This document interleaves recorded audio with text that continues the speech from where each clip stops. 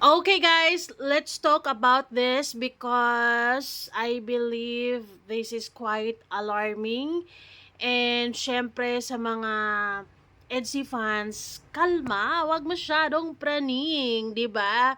Kasi tiwala is the key. Yan ang lagi nyong iisipin. Yan ang ilalagay nyo sa puso't isipan nyo na 101% na nga ni hindi nyo na to kakailanganin. Kasi this is bothering.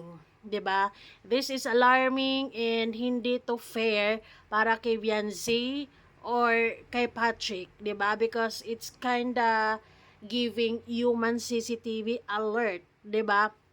Para yung katulad nung kay Carla noon na palihim siyang pinipicturan without her permission and someone took it in exchange of GCash.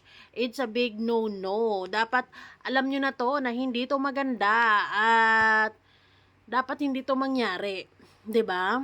Anyways, bago ang lahat, don't forget to support and subscribe. Kuya Val Santos Matubang at Ina Vlog Kalingap Rab at sa lahat ng Team Kalingap, syempre guys, salamat sa suporta at pagmamahal nyo sa aming mga Kalingap reactors. So this is it. Babala, hindi maganda ito. Nako, idamay pa si Patrick sa kapraningan. Paranoid much.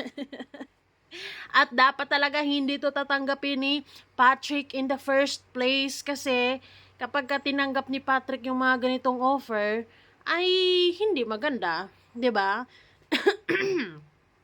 At dapat at first i-decline talaga ni Patrick yung mga ganitong offer ng ibang mga fans kasi talagang maraming mga panatiko dyan na talagang sobrang gustong malaman nila na dapat ahead sila 2 steps ahead or like 10 times na dapat sila yung nakakaalam ng this and that.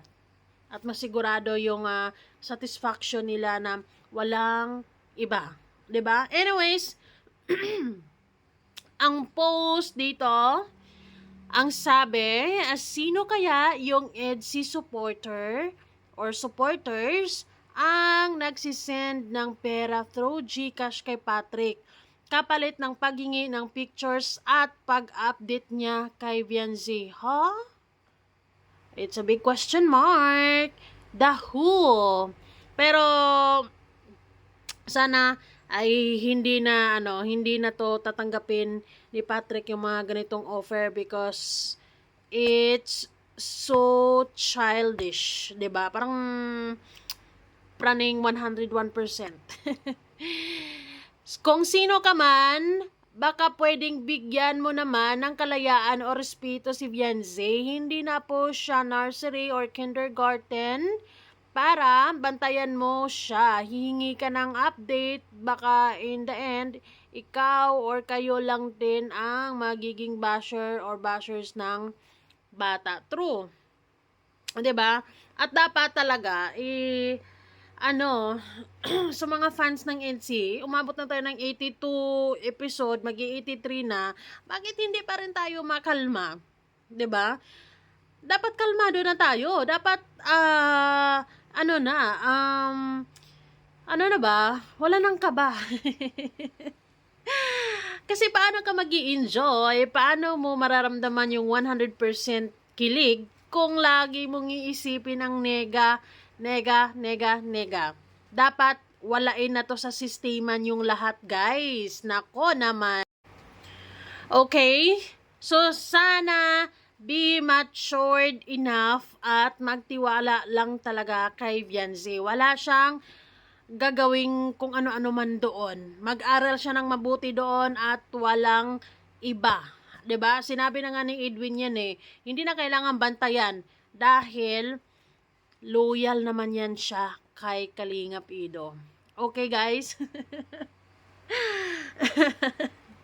At sana si Patrick, naniniwala naman ako kay Patrick na loyal to kay Kalingap Ido or yung respeto din niya kay Beyonce as well na of course, 'di ba? Unang-una, i-decline talaga niya yung mga ganyang offer, 'di ba? Kasi magiging magiging unfair sa part ni Beyonce na meron palang tao na palihim siyang pinipicturan or nagbibigay ng updates kung anong mga pinagagawa in exchange na may GCash. Easy money, pero it sounds not good. 'Di ba? So, ayun, siguro sana ay kung sino man tong tao na to na nagbibigay ng GCash ay naalarma na. Nakilala ka na, 'di ba? So, wag mo nang ituloy ang balak mo at kung gusto mo nang um, ng pruweba ay magantay ka sa tamang panahon, 'di ba? Magantay ka hanggang mga ilang taon pa ba? 3 or 4 years. Or sabi nga ni Kuya Val, 2 years from now, okay? Ay, nako naman. 'Di ba? Sobra kasi sa pagiging panatiko, kaya ganyan, willing gumastos para sa ano, para sa ganyang kababawan. Para sa akin, mababaw yun eh. Mababaw. Okay na sana tayo. Mag-settle na kasi tayo sa bulong-bulong. Ngayon, intindihin natin ngayon na wala pa munang EDSI because si Kalinga Prab ay busy pa muna kasi nanganak nga si Kalingap Jack. So, of course, ang unahin talaga niya ay yung mag-ina niya, 'di ba? Walang sino mang atupagin niya ngayon kundi yung mag-ina niya. Yung EDSI ay andyan lang naman yan. Naintindihan niya ni Fiancé, naintindihan niya ni Kalingap Ido. At dapat tayo din maintindihan natin yan. 'Di ba? Yun lang yun. Kasi,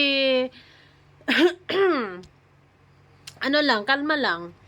Ano lang naman siguro within this week, hopefully, may EDSI na rin yan. Kasi normal delivery siguro naman si Kalingap Jack, in just 2 or 3 days, or baka 2 days lang, lalabas naman na yan. Or depende kay Kalingap Rab. 'Di ba? Depende kay Kalingap Rab. Meron naman siyang mga kasama sa bahay, hindi lang naman sila ni Kalingap Jack. Pero na lang kung silang dalawa lang at walang makapag-alaga kay Rabay. Pero meron naman silang mga kasama sa bahay. So, pwede talaga siyang pwede niyang i-push yung EDSI, depende sa kanya, depende sa sitwasyon, 'di ba? Kasi syempre naman kung kailangan pa siya ni Kalingap Jack o ni Ate Jack, syempre naman kailangan na sa tabi siya, 'di ba? Kasi kakapanganak pa lang, ganun, dapat supportive yung mga hobby sa mga ganitong pagkakataon, sa mga ganitong time. Okay, sa mga EDSI fans, ikalma nyo ang mga pucho nyo dyan, ikalma nyo at hindi nyo pwedeng pairalin yung pagiging paranoid, yung pagiging praning at magsuhol kayo ng kung sino man dyan parang lang sa updates and sa mga pictures na ganito ganyan, kasi hindi po yan unfair po yun para kay Fiancé, 'di ba? Parang yan parang parang naman, wala naman siyang kalayaan dyan. Diba? Parang, parang hindi talaga siya magandang hindi magandang isipin na may mga taong andyan pala sa paligid mo, hindi ka pala libre, tapos biglang may chika, ganito, ganyan. Diba? Hindi ka perfect bilang isang tao. Tapos baka panay chika, pag ganito, ganyan. Ay, magulo yan. Diba? So, in the first place, sana ay walang mga ganyang offer sa kung kanino man. Makuntinto ka sa kung anong meron sa EDSI ngayon na napapanood natin at sa mga bulong-bulong. 'Di ba? Dahil kung EDSI ka talaga, dahil kung solid ka talaga, ay kalmado ka, 'di ba? Dapat dapat masaya lang. Although minsan nanghihina ka dahil wala tayong suporta ng vitamin naiintindihan kita sa part na yon, pero hindi na dapat umabot sa ganyan. Dahil, bigyan naman natin ng kalayaan si Fiancé. Bigyan naman natin siya ng karapatang mag-aral ng matiwasay, or yung tipong walang kamera, walang kung sino mang parites na nagbabantay dyan, di ba? Makontento kayo kung ano man ang napapanood natin sa mga bulong-bulong. 'Di ba? Kasi hindi naman sila madamot sa mga bulong din, nagbibigay din naman sila sa atin ng kahit papano. 'Di ba? Ay, too sad. So sad. So, mag-ingat kayo sa mga human CCTV, mga ganito ganyan. Hopefully ay hindi na yan mangyayari or walang ganyan dapat in the first place. Salamat po kayo. Ano masasabi?